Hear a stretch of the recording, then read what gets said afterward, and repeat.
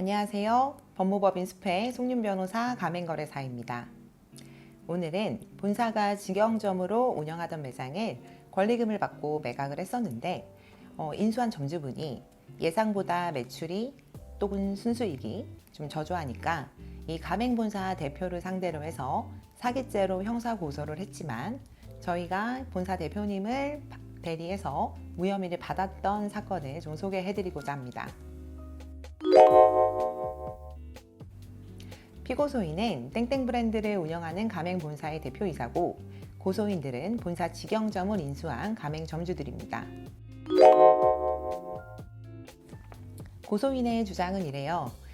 본사 직영점을 2억 원을 주고 인수를 했다. 본사 대표는 월 매출 5,500만 원이 나오고 순수익도 5,600만 원이 남는다 라고 설명을 해서 인수를 하게 되었다. 헌데 월 매출 5,500이 나온다 해도 순수익이 거의 남지가 않는다.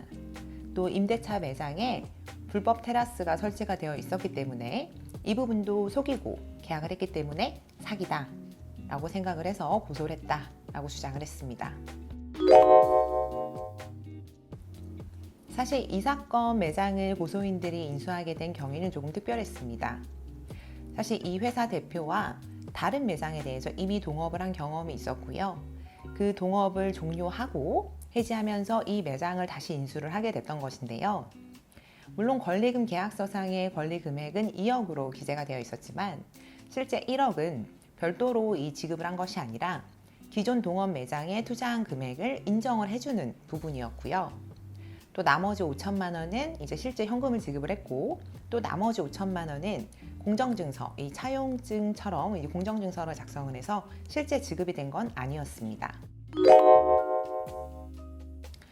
일단 피고소인, 즉 가맹본사 대표님을 상담을 했을 때 나는 매출 5,500만 원을 달성을 하면 순수익 500에서 600만 원이 난다. 이런 식의 보장을 한 적이 없다. 이렇게 부인을 하셨고요. 구체적으로 고소인은 직영점 인수 전에 약 보름의 기간 동안 포스상의 매출 매입 자료를 모두 확인을 했다. 당연히 순수익을 보장할 수 없다. 라는 내용을 확인을 했습니다.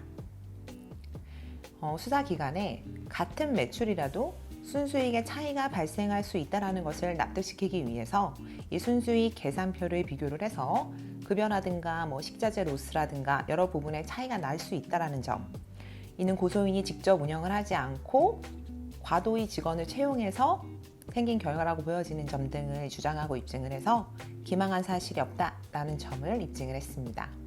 우리 법원은 사기죄에 있어서 기망이란 거래에 있어 중요한 사항에 관한 구체적인 사실을 신의성실 의무에 비추어 비난받을 정도의 방법으로 허위로 고지하는 경우에야 위법한 기망행위로 평가한다 라고 판시를 하고 있습니다.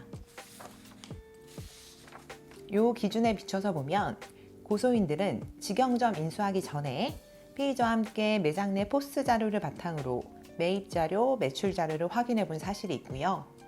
이 매출에 어떤 허위의 가공의 매출을 입력을 했거나 기록을 한 것이 아닌 이상 기망이라고 볼 수 없다라는 점을 수사기관에 설득을 했습니다.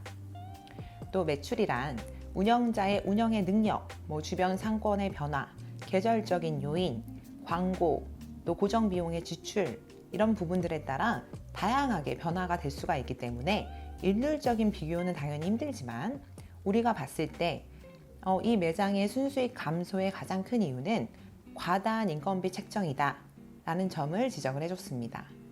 또 불법 건축물 미고지에 대해서도 임대차 계약서, 권리시설 양수도 계약서 상에 명시적으로 현 시설 상태 그대로 인수라는 부분이 명기가 되어 있었고요.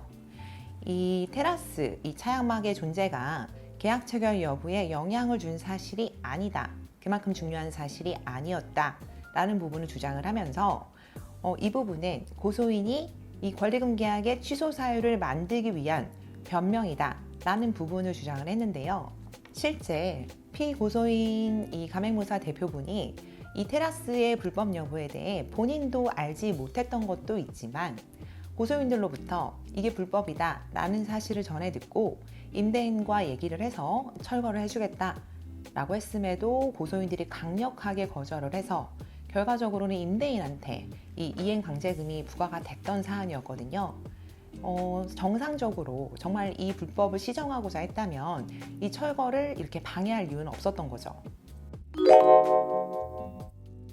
사건을 담당했던 대구 수성경찰서에서는 피의자가 된 가맹본사 대표를 변호한 저희 측 주장을 그대로 인용을 하면서 혐의 없음 처분을 내려주셨습니다.